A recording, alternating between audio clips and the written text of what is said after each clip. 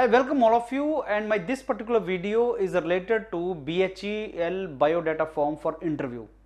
आप में से बहुत से कैंडिडेट्स को BHEL का इंटरव्यू कॉल आया है and this is the biodata form जो आपको भरना है और इंटरव्यू के टाइम पे आपका बायोडाटा फॉर्म पैनल के पास होगा और वो वहाँ से क्वेश्चन पूछेंगे। किसी भी इंटरव्यू बायोडाटा में दो तरह के इनपुट होता है, one static and another is something which is dynamic part. Static part simply means कि उसमें जो फैक्ट है वही आप लिखते हो, अपनी तरफ से कुछ नहीं लिखते। जैसे डेट ऑफ बर्थ, बीटेक के मार्क्स, 10th कब की, आपके एड्रेस क्या है, पेरेंट्स का नाम क्या है, इसमें कुछ भी नहीं किया जा सकता और इसमें से इंटरव्यू का क्वेश्चन बनता भी नहीं है। कम क्वेश्चन इंटरव्यू के आते हैं और वो मेंटर योरपीडिया के जब आपको इंटरव्यू मॉड्यूल आपका एचआर करेंगे तो आपको बता देंगे। कई बार होता है कि आपके marks first semester, second semester, third semester में कम हैं, फिर अचानक बढ़ गए, एक पर्टिकुलर सेमेस्टर में आपके मार्क्स बहुत कम आ गए, तो वो ऐसे कुछ क्वेश्चन आपसे पूछेंगे। या आपका डेट ऑफ बर्थ जो है वो कुछ इंटरेस्टिंग डे पे आ गया, जैसे मान लो आपका डेट ऑफ बर्थ सपोज 30 जून को आ गया, तो क्या इसका सिग्निफिकेंस क्या है। तो ऐसे कुछ आपके क्वेश्चन वहाँ से स्टैटिक इन्फॉर्मेशन से आता है। लेकिन ऐसे दूसरा जो डायनेमिक पार्ट है उसमें क्या होता है कि आप उसको अपने हिसाब से लिखते हो। Why you want to join BHEL, why you think yourself suitable, what are your hobbies and interest, what are your strengths and weaknesses. इसको बड़े ध्यान से भरना पड़ता है बिकॉज लार्जली HR क्वेश्चन यहां से आता है। So biodata form of any organisation is very very important which you fill at the time of interview because the panel has that particular form and interview goes in that direction. Let me discuss with you about BHEL. As I told you, नाम में email address for communication, your code, your mobile, date of birth, male, female, marital status, nationality, religion, category, father's name, mother's name, spouse names, nothing much is to be done. जो fact है वो आप भेजेंगे। हाँ, यहाँ से question जरूर आ जाएगा लेकिन फैक्ट आपका जो है उसमें हमें कोई भी इसमें इनपुट ऐसा सोचने की रिक्वायरमेंट नहीं है। Similarly this entire information, similarly educational qualification, कब से कब तक किया, मेन सब्जेक्ट्स के थे, मेन सब्जेक्ट्स मतलब सपोज अगर आपके 10th में बहुत से सब्जेक्ट्स हैं, आपको जगह कम मिल रही है तो तुम कुछ अवॉइड भी कर सकते हो, मेन सब्जेक्ट्स पूछ रहा है। लेकिन अगर सारा लिखा जा सकता है तो you can write all the subjects also. One more thing, if you can get this entire thing typed it is even better. You know, getting typed is a little difficult, but if you can do that it is even better. But sometimes you can only enter it on the website and then you upload it. उसमें फिर there is no trouble of typing, you can automatically type it. So handwritten को avoid करना, या तो वहीं पे type हो रहा है, सबमिट हो रहा है, that is okay, otherwise you can get it typed. Now degrees आपका ये सारा डिटेल ये आपको एग्जैक्टली वैसे ही भरना है जैसे दिया है, but if there is a fluctuation in your marks in particular semester तो एग्जाम में क्वेश्चन वहां से आपसे पूछा जा सकता है। That is something which you have to understand. Now same is PG degree, अगर आपके पास नहीं है तो नॉट एप्लीकेबल, अगर आपके पास है तो you have to provide this details, right. So main subjects, semesters, क्या क्या सब्जेक्ट्स आपने किए, मार्क्स कितने आए आपके, type of course, full time आपने मास्टर्स किया या पार्ट टाइम आपने मास्टर्स किया। I think this is graduation is always full time, आपका ग्रेजुएशन तो डिग्री आपकी फुल टाइम होती है।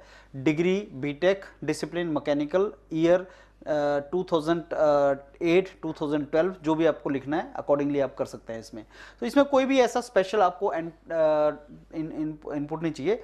सो 15 point onward is something which you have to focus. 15th point onward. Prizes, scholarship received. Yes, GATE is scholarship. Any prize which you won in the school or in college is a prize. Normally, prize and scholarship should have proof. Prize जो आपको मिला है उसका proof होना चाहिए, वो पूछते नहीं है लेकिन फिर भी तुम्हारे पास प्रूफ होना चाहिए। अगर आप बोलते हो कि साहब मेरे को स्कॉलरशिप मिला है किसी कंपनी का, तो आपके पास उसका प्रूफ होना चाहिए। अगर आपको स्कूल में प्राइज मिला है, let's say you won first prize in the school because of your position और समथिंग, जिसका प्रूफ नहीं है तो लिखा जा सकता है, कोई ट्रबल नहीं है।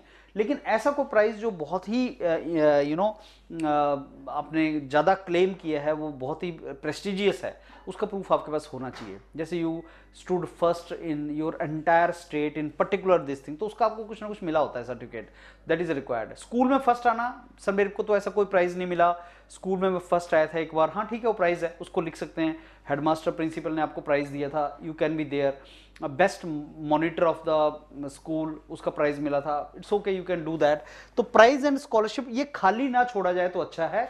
हर स्टूडेंट को कुछ ना कुछ प्राइज या स्कॉलरशिप मिला होता है और आपको उसको मेंशन कर सकते हैं that you can do it.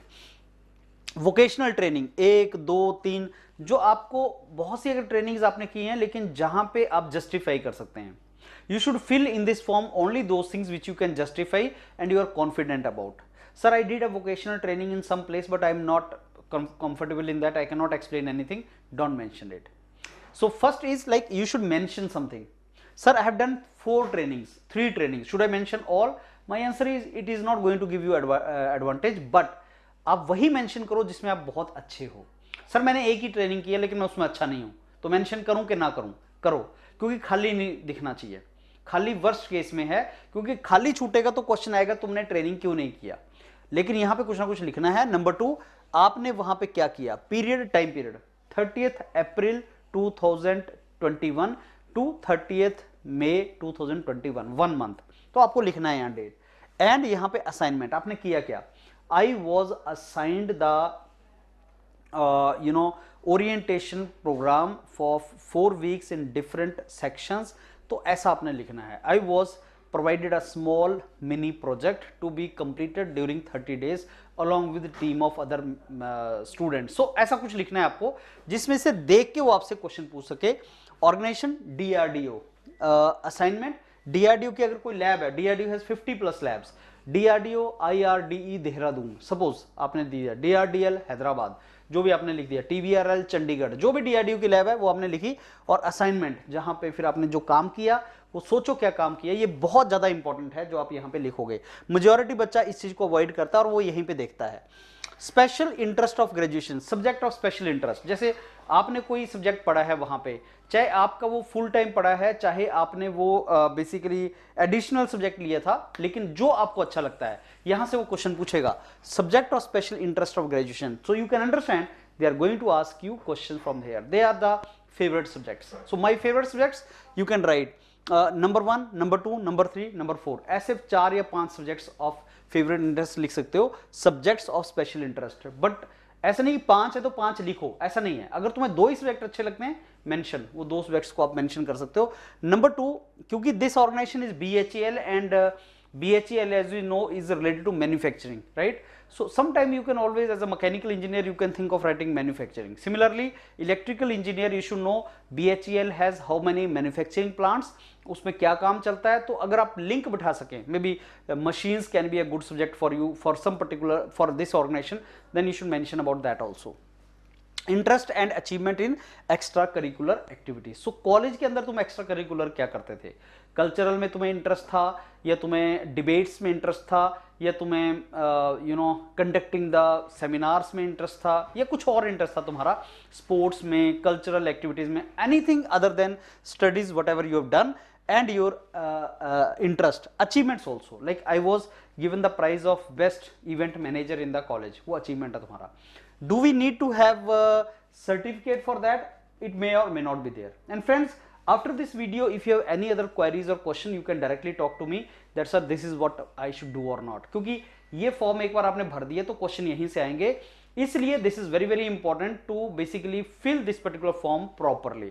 Hence discuss with the mentors before you fill this form, because interview questions are going to come from here only. Okay, now I want to join BHEL because what I would like to contribute to BHEL growth, very important questions. I want to join BHEL because BHEL is a wonderful or is a very prestigious Maharatna company working in the field of my career interest. I want to associate myself with a company which is working for the self-reliance of India. I am mechanical engineer and BHEL is having many manufacturing plants in different parts of India which are manufacturing world-class products. I will get great opportunity to learn, grow and work with the best minds in India. I see BHEL as organization where I can grow and fulfill my career objectives along with and synchronize these with the objectives of the organization. Being part of BHEL will be matter of great prestige for me. I will get growth in my career in terms of promotion, in terms of very good salary structure and in the learning. So I mean I just gave you example. These are some of the reason why I would like to join BHEL. तो सोचो BHEL join क्यों करना है. BHEL के बारे में इस answer में होना चाहिए what is so good in BHEL as a company, role of BHEL in India, then why you think you are suitable for BHEL. I am mechanical engineer, many manufacturing plant. I am electrical engineer, many manufacturing plant, heavy electrical machines it produces. That is the reason. My background and BHEL, what it is working, that link has to be there. And what do you see for yourself? Growth. In what way? Please don't mention work-life balance, don't mention job security. These two terms don't mention. Otherwise you will be in the trap in the interview. ये दो चीज mention नहीं करनी है. I would like to contribute to BHEL growth. How you will like to, what I would like to contribute to BHEL growth. I'll give my 100% in as employee in BHEL. I consider myself committed, dedicated, sincere person and follow the instructions given to me by my seniors in the fulfillment of the objective of organization. I have fairly good idea of the technical subjects which I have studied, and at the same time I have passion to perform in the organization. I am sure that whatever task will be assigned to me, I'll do the justice with that, and in the process I will become the part of fulfillment of the objective of this organization. So आप कैसे contribute करोगे BHEL की growth में? एक अच्छा employ बन के, जो आपको काम दिया जाएगा उसको ढंग से करके, आप डिसिप्लिन में रह के काम करोगे, आप 100% अपना दोगे, आप ऑर्गेनाइजेशन के विजन, मिशन और ऑब्जेक्टिव की फुलफिलमेंट के लिए काम करोगे. ये चीजें आप यहां पे लिख सकते हैं कि आप कैसे कंट्रीब्यूट कर सकते हो. ये आपने जो अपना जितना भी जॉब किया है, अगर आपने कहीं पे जॉब किया है लेकिन उसका सर्टिफिकेट आपके पास नहीं है, तो क्या आप इसको यहाँ पे भर सकते हैं? आंसर है भर सकते हैं. वो नॉर्मली आपसे सर्टिफिकेट नहीं मांगता है अदर देन अगर आपने PSU या गवर्नमेंट में जॉब किया. अगर PSU गवर्नमेंट में जॉब किया है तो आपसे नो ऑब्जेक्शन सर्टिफिकेट मांग सकता है, लेकिन अगर प्राइवेट में जॉब किया है तब भी, क्योंकि एक्सपीरियंस बेस्ड जॉब ये नहीं है, this job is not experience based. So even if you right something here, they will let you appear for the interview if you do not have certificate, even then they allow you for that. But try that if you write it here only if you have experience certificate, because जिस दिन document verification होता है उसी दिन, interview वाले दिन, कई बार वहां पे जो बाहर बैठे होते हैं लोग, वो आपको बिना सर्टिफिकेट के प्रॉब्लम कर सकते हैं. इसलिए अगर सर्टिफिकेट है तब भरना. बिना सर्टिफिकेट पे भी अगर तुमने लिख दिया है और तुम चाहते हो मेरे से क्वेश्चन पूछा जाए तो भर सकते हो, अलाउ करते हैं वो largely. But as I told you, there is a probability that they may create trouble for you. Reason of leaving is very very important. इसको ढंग से भरना. तो रीजन ऑफ लिविंग, कभी भी आप अपनी पास्ट ऑर्गेनाइजेशन को क्रिटिसाइज नहीं करना है. Reason of leaving, I was getting less salary, growth was not visible, I was not getting work culture, ये चीज नहीं लिखना है. Never criticize your past organization. Then what reason of growth? I always wanted to be part of Maharatna public sector company, for which I was not in position to prepare along with hectic schedule of my previous job. So I decided to quit and prepare dedicatedly for this. इसमें आपने criticize नहीं किया अपने previous organization को, लेकिन आपने ये बोला कि to fulfill my objective I wanted to do this. तो ये चीज तुम कर सकते हो. ऑब्वियसली अगर आप BHEL में हैं तो आप उसको मेंशन करोगे, that is what you have written. ये आपने इंफॉर्मेशन देनी है. BHEL अगर आपका पहले इंटरव्यू हुआ है तो यस करना है. उसका एडवांटेज होता है, डिसएडवांटेज नहीं होता. अगर आपने कभी BHEL में इंटरव्यू दिया है तो उसको आपको यस करना चाहिए, उसका कभी भी नेगेटिव नहीं होता. ये भी आप लिख दोगे. पेरेंट्स अगर कोई है तो आप लिखोगे, बाकी डिक्लेरेशन है. तो फ्रेंड्स, सबसे इंपॉर्टेंट जो है ना, जहां से क्वेश्चन पूछेगा, वो क्वेश्चन पूछेगा आपसे यहां से. अगर आपने कहीं जॉब किया है तो जॉब से क्वेश्चन जरूर पूछता है, वो उसको ढंग से भरना है आपने.